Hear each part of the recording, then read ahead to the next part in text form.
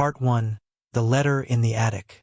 The rain tapped gently on the windows of the old family estate, nestled deep in the Welsh countryside. The house had stood there for generations, weathered by time, worn by stories, and heavy with silence. Emma Williams hadn't returned since her mother passed 5 years ago. Now, after a sudden letter from a solicitor, she stood once more at the creaking front door of her childhood home. She was 34, a historian by trade, and practical to the bone. She didn't believe in ghosts, omens, or family legends. But there was something unsettling about being back. Inside, everything was frozen in time. The same floral wallpaper, the same grandfather clock that ticked offbeat, and upstairs, the same attic that had always been locked. Emma's Aunt Margaret greeted her coldly, arms crossed, gray eyes sharp. "You came," she said, as if Emma's presence was a minor inconvenience. "They said I inherited something," Emma replied. Margaret nodded. "Your mother left instructions. Something for you in the attic. Key's here." Emma took the rusted iron key and, heart racing despite herself, climbed the narrow staircase. The attic door groaned as it opened. Dust swirled in the air. Boxes, old trunks, and a desk. Inside one of the drawers, Emma found a leather-bound journal tied with red ribbon, and beneath it, a folded letter with her name written in her mother's handwriting. "Emma, if you're reading this, I've already gone. I know we never spoke of the island, but it's time you learned the truth. Your grandfather disappeared there in 1973. Officially, they said it was an accident. But I know he found something. The map is hidden in this journal. You must go to Cairglass Island. Find what he left behind. Love, Mum." Emma sat down slowly, the letter trembling in her hand. She turned to the journal. Inside were old entries, weather reports, strange sketches of carvings, coordinates. She flipped to the last page. "They're watching me now. I hear them in the trees. This place holds more than history. It holds memory." Emma closed the journal, her fingers brushing against the worn cover. A storm was rising outside. Back downstairs, she confronted Margaret. "Why didn't you tell me?" Margaret sighed. "Your mother was obsessed with that island. It nearly ruined her. I begged her to forget it, but she never did. I need to go." "You don't understand, Emma. That island doesn't just take people. It changes them." But Emma was already packing her things. Something deep within her stirred. This wasn't just about history. It was about family, truth, legacy. Part 2. Shadows Beneath the Waves. 2 days later, Emma found herself on a battered ferry headed for the Isle of Cairglass, a speck of land rarely marked on maps, known mostly to fishermen and folklore enthusiasts. The island was shrouded in sea mist, its rocky cliffs like jagged teeth biting into the sky. She held her mother's journal tightly as the boat cut through the cold waves. Captain Ellis, an older man with sun-scorched skin and quiet eyes, watched her curiously. "Not many people visit Cairglass willingly," he said. "What are you looking for there?" "My grandfather," Emma replied. "He disappeared here. 1973. Ellis nodded slowly, as if he'd heard that name before. "Your grandfather, Robert Lennox." Emma's heart skipped. "You knew him?" "Saw him once. Came on a boat like this 30 years back. Alone. Had this fire in his eyes. Like he was chasing something only he could see." Emma leaned forward. "Do you know what happened?" "No one knows. Storm came. He never left." They docked at a small, rotting pier. A lone path wound into the misty woods beyond. Ellis didn't disembark. "You sure about this?" he asked. Emma nodded. "I'll call when I'm ready to return." He handed her a satellite phone and said, "If the island lets you." The island was eerily silent.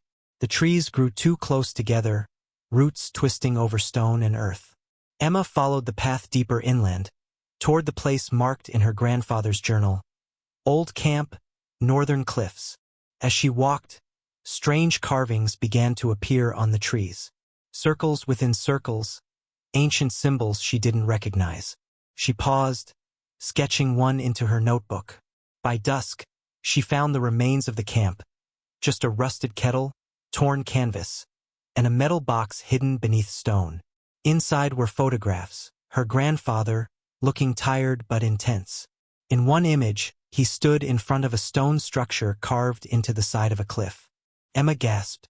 The journal had sketches of this same structure. She studied the surrounding cliffs and realized the structure couldn't be far. The mist had thickened, making it hard to see more than a few meters ahead. Then snap. A branch broke behind her. Emma spun, heart racing. Nothing. Just the sound of the wind through the trees. But then, another sound, a whisper. Not words. Not language. Just breath. She hurried back to the camp and lit a fire. Night fell fast. The stars overhead were strange, brighter, but somehow unfamiliar. Emma opened the journal again and reread the last few entries. Found the door. It opens only with silence. They are not ghosts. They are memories that forgot how to die. I must go further, deeper. She closed the book and stared into the fire. What had her grandfather found? And why had no one ever recovered his body? Suddenly, the flames flickered violently. A gust of wind howled through the trees. From the dark, something moved. Emma grabbed her flashlight and shone it into the forest. Eyes, two of them, white, reflective, watching her, and then gone. She didn't sleep that night. Morning came gray and damp. Emma packed quickly and headed for the cliffs, following the terrain described in the journal. Hours passed.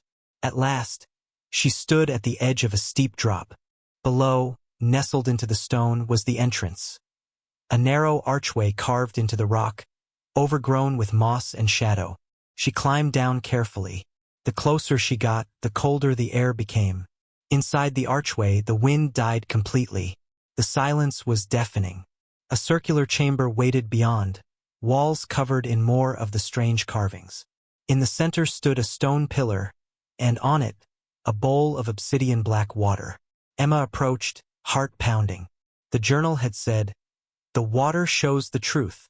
She looked into the bowl. Nothing. Then ripples. Images surfaced, shifting, ghostly. Her grandfather standing exactly where she was.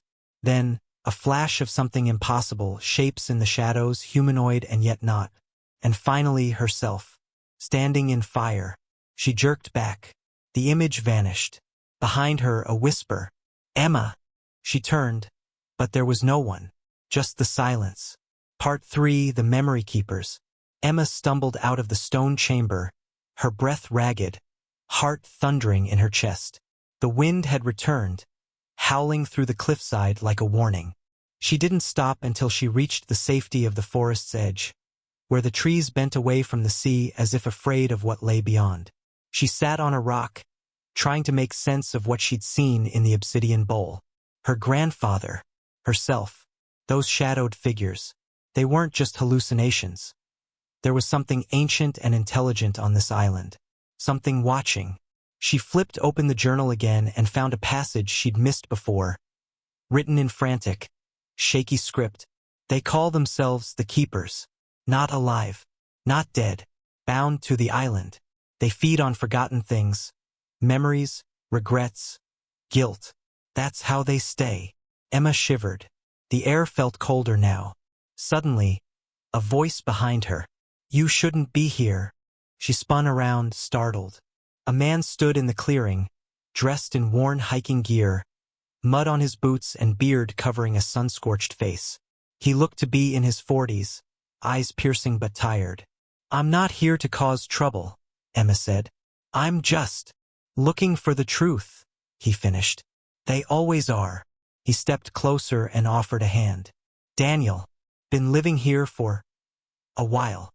Emma hesitated, then shook his hand. "Emma Williams. My grandfather came here decades ago. Robert Lennox." Daniel's expression darkened. "I knew that name. He was the last to find the temple before it sealed." "The stone chamber?" He nodded grimly. "It's not a temple. It's a lock. A cage." Emma frowned. "For what?" Daniel gestured for her to follow, and they walked together toward an abandoned cabin deeper inland. Inside, it was surprisingly well kept: maps, journals, dried herbs. A fire smoldered in a handmade hearth. "They weren't always here," Daniel said, pouring tea into a chipped mug. "The keepers. They were summoned." "By who?" "Your grandfather," he said quietly, "and others before him. They came looking for answers, secrets, power, and the island gave them that. But every gift has a cost." Emma sat down slowly. "What kind of cost?" Daniel met her eyes. "The keepers feed on what we bury. Shame, guilt, old wounds. They bring them back, twist them. If you're not strong enough, you disappear." Emma looked at her hands. "Then why are you still here?" Daniel smiled faintly. "Because I have nothing left for them to take." That night, Emma stayed in the cabin. Daniel slept near the fire while she lay awake, listening to the creaks and groans of the wind outside. At midnight, she woke to the sound of footsteps. Carefully, she slipped out of her bedroll and looked out the window. Nothing. Then movement. In the trees. Emma touched the journal in her pack. "He said it only opens with silence." Daniel glanced back at her. "Then we stay quiet when the time comes." They reached a ravine by noon, crossing on a narrow fallen tree that stretched like a crooked bridge. On the other side, the forest changed, older trees, darker bark, the light barely reaching the ground.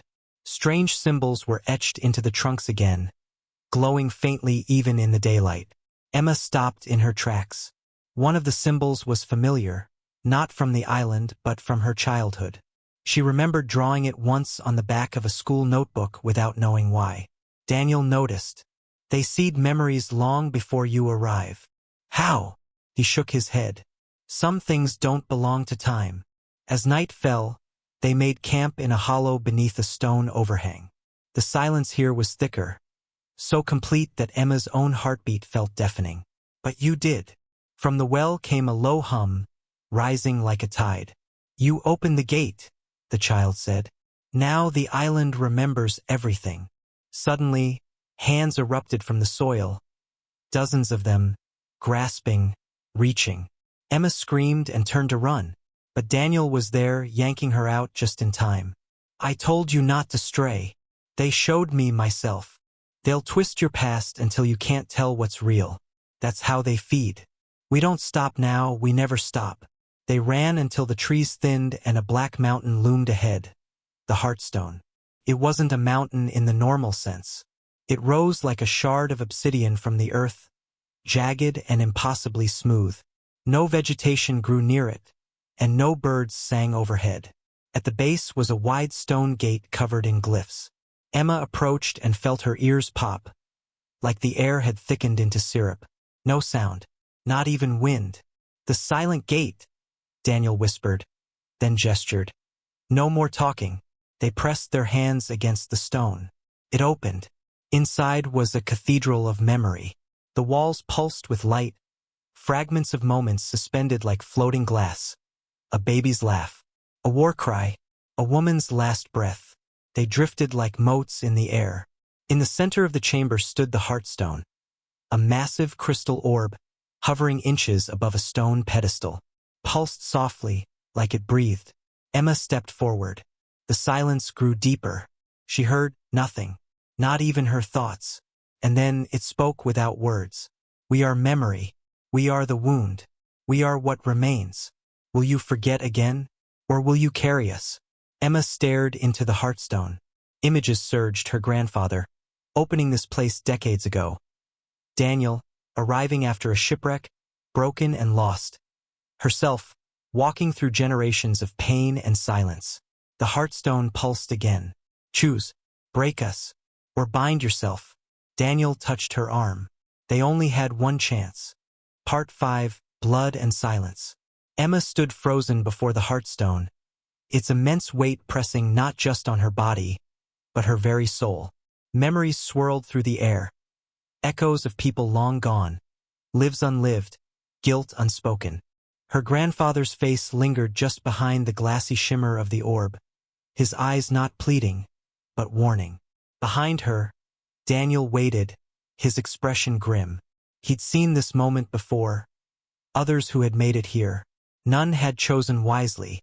Emma raised her hands slowly. The journal was clutched tightly in her palm, the pages trembling as if the ink itself resisted what she was about to do. There were two choices: break the Heartstone, destroy it, risk releasing everything it held into the world, or bind herself to it, become the next guardian, the next vessel. The journal had hinted at both. Her grandfather hadn't failed. He had chosen the second path. And it had consumed him. The chamber pulsed. We carry what you fear. We hold what you deny. Break us, and all is free. Bind us, and all is yours. Emma whispered under her breath, her voice trembling. There has to be another way. But the Heartstone didn't answer. Instead, it revealed a final vision. Emma saw her mother, young, radiant, standing in the same chamber years ago, but she hadn't made it to the stone. She'd turned back. That regret had haunted her till death. Emma saw Daniel, curled in a corner, eyes hollow. The memory of losing his brother on this island looped endlessly in his mind. And finally, Emma saw herself, alone, holding the world's forgotten pain in her hands. Suddenly, the silence cracked. A screech echoed through the chamber, jagged and wrong. The shadows along the walls writhed, taking form. The keepers were coming. Daniel drew his blade. You have to decide now. But the choice had already been made. Emma stepped forward, pressed her palm to the Heartstone, and whispered her grandfather's last words. They are not ghosts. They are memories that forgot how to die. The stone exploded in light. Emma found herself in darkness. Not black, not empty, but filled with fragments. She was inside the Heartstone now, or what was left of it. And in front of her stood her grandfather, Robert Lennox. Not old, not tired, but young, clear-eyed, the man she had seen only in photographs. Hello, Emma, he said. She tried to speak, but her mouth didn't work. You came farther than anyone, he continued. You opened the wound. Behind him, figures began to appear, memories made flesh. Her mother, Daniel's brother, Emma's childhood self, all standing silently. You broke the Heartstone, her grandfather said, placing a hand on her shoulder.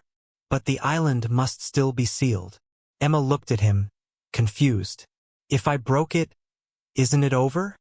No, he said gently. You've scattered the memory, but now you must carry the seal within yourself. The cost hasn't disappeared. It's just changed. Emma shook her head. I can't hold all of this. Her grandfather smiled. You already do. And then he was gone. The memories around her spun into the air like ashes on the wind. And she woke. She was lying on the floor of the chamber. The Heartstone was gone, shattered. Light streamed in through cracks in the ceiling. The whispers were gone. Beside her, Daniel groaned and sat up. Is it done? He asked. Emma nodded slowly. I think so. Together, they walked out into a world that felt lighter. The island was still but not silent. Beurre sang. Leaves rustled in a breeze that no longer carried voices. The keepers were gone. Or perhaps they had been set free. By sunset, they reached the shore. Captain Ellis was waiting, his boat bobbing gently against the dock. I felt it, he said quietly. Out there, like something broke, then exhaled. Emma nodded. It did. As they climbed aboard, Daniel hesitated. I'm staying, he said. Emma turned to him. Why? I spent so long running from my memories. This is the only place that ever made me face them. I need to rebuild. Emma didn't try to change his mind. She just hugged him. Thank you, she whispered. And then she left. Back on the mainland, weeks passed. Emma returned to her flat in London, the journal now resting on her bookshelf. The nightmares were gone. But sometimes, in the quiet, she still heard whispers. Not haunting, but gentle. Familiar. She began writing. Not academic papers, but a book. About her family, her mother, her grandfather, the island, and the silence that binds us all. Part 6. Echoes in the Blood. 3 months later, Emma stood at the edge of a lecture hall. her hands trembling slightly as she adjusted the microphone. Behind her, a massive screen displayed the title of her new book, The Island Remembers, A Legacy of Silence. She glanced at the rows of students and historians gathered to hear her speak. Most of them had come for the mystery, the story of the missing archaeologist, the lost island, the journal passed through generations. None of them knew the full truth, and that was how it had to be. She took a deep breath. This isn't just a story about an island, she began.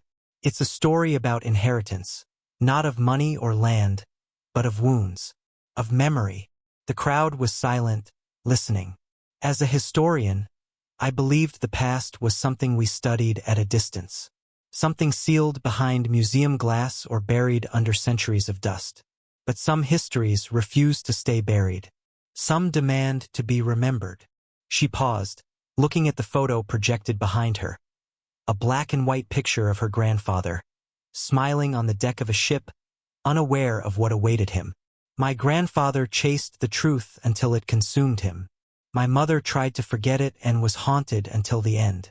And I walked into it willingly. She closed the book and looked out into the faces.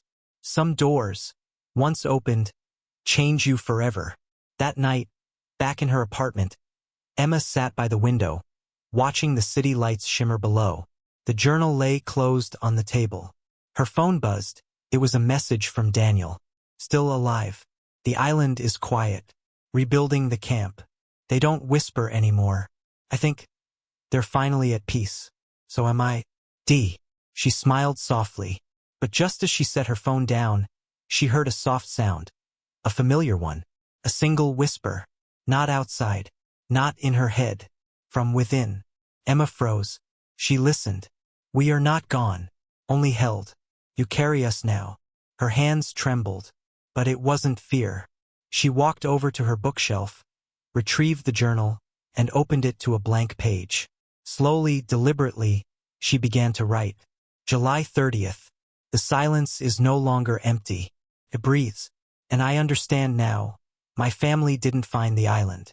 The island found us. And it never forgets. 3 years later, a teenage girl stood on the rocky coast of Cairglass, the sea roaring behind her. The wind tugged at her red scarf as she held up a photograph, worn, nearly faded. In the photo, a woman with brown hair and tired eyes, Emma. The girl turned to the man beside her. Daniel, older now, weathered, smiled faintly. She was my mother, the girl said. She died 2 months ago. Left me this journal. Said I'd understand when I came here. Daniel looked at the journal, now old and frayed with time. She said, I might be able to hear them too, the girl whispered. Daniel's eyes grew serious. Are you hearing them now? The girl looked toward the forest. The shadows moved. She nodded slowly. Yes. Daniel placed a hand on her shoulder. Then let's begin. They walked inland, leaving footprints on the wind-scoured shore. The island, silent for generations, stirred once more, not in anger, but in memory, because memory does not die. It waits, listens, and someday when the blood calls again, it answers. The end.